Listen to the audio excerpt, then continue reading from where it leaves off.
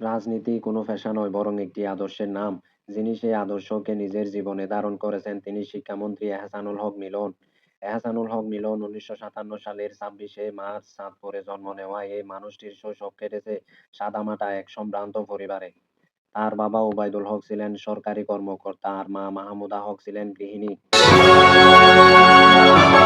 এহসানুল হক মিলন শেরেবাংলা নগর সরকারি বালক উচ্চ বিদ্যালয় থেকে এসএসসি সম্পূর্ণ করে ঢাকা বিশ্ববিদ্যালয়ের রসায়ন বিভাগ থেকে স্নাতক ডিগ্রি অর্জন করেন তিনি। ছাত্র জীবনে ঢাকা বিশ্ববিদ্যালয়ের ফজলুল হক হলের ভিপি হিসেবে তার রাজনৈতিক জীবন শুরু হয়। শহীদ রাষ্ট্রপতি জিয়াউর রহমানের ডাকে ছাত্র দলে যোগ দিয়ে তিনি হয়ে ওঠেন দলের তরুণ তুর্কি। এহসানুল হক মিলন ১৯৯৬ সালে প্রথমবারের মতো চাঁদপুর এক আসন থেকে সংসদ সদস্য নির্বাচিত হন। পরে ২০০১ সালে দ্বিতীয়বার নির্বাচিত হয়ে দায়িত্ব নেন শিক্ষা প্রতিমন্ত্রীর। ২০০১-২০০৬ সাল এই সময়কাল ছিল এহসানুল হক মিলনের ক্যারিয়ারের অন্যতম টার্নিং পয়েন্ট। তখন পাবলিক পরীক্ষায় নকল ছিল এক সামাজিক ব্যাধি। তিনি সেই অশুভ শক্তির বিরুদ্ধে জিরো টলারেন্স ঘোষণা করেছিলেন। শিক্ষামন্ত্রী এহসানুল হক মিলনের রাজনৈতিক পথ চলা কখনোই সহজ ছিল না। বিগত সরকারের আমলে দীর্ঘ সময় তাকে নানা প্রতিকূলতা ও ১৯টি রাজনৈতিক মামলার শিকার হতে হয়েছিল।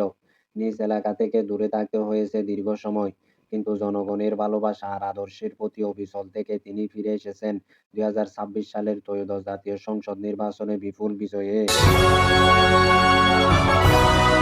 সম্প্রতি ১৭ ফেব্রুয়ারি তিনি শপথ নিয়েছেন পূর্ণাঙ্গ শিক্ষামন্ত্রী হিসেবে। বর্তমানে তার লক্ষ্য হলো চতুর্থ শিল্প বিপ্লবের চ্যালেঞ্জ মোকাবেলা করা। প্রযুক্তি নির্ভর শিক্ষা, ন্যানোটেকনোলজি, এআই এবং রোবোটিক্সকে নতুন কারিকুলামে অন্তর্ভুক্ত করে বিশ্বমানের শিক্ষা ব্যবস্থা নিশ্চিত করাই এখন তার প্রধান অঙ্গীকার।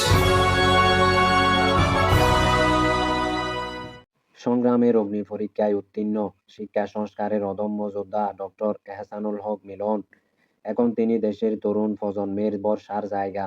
তার এই নতুন অধ্যায় কি বাংলাদেশের শিক্ষা ব্যবস্থাকে এক নতুন উচ্চতায় নিয়ে যাবে? সেই উত্তরের অপেক্ষায় পুরো দেশ।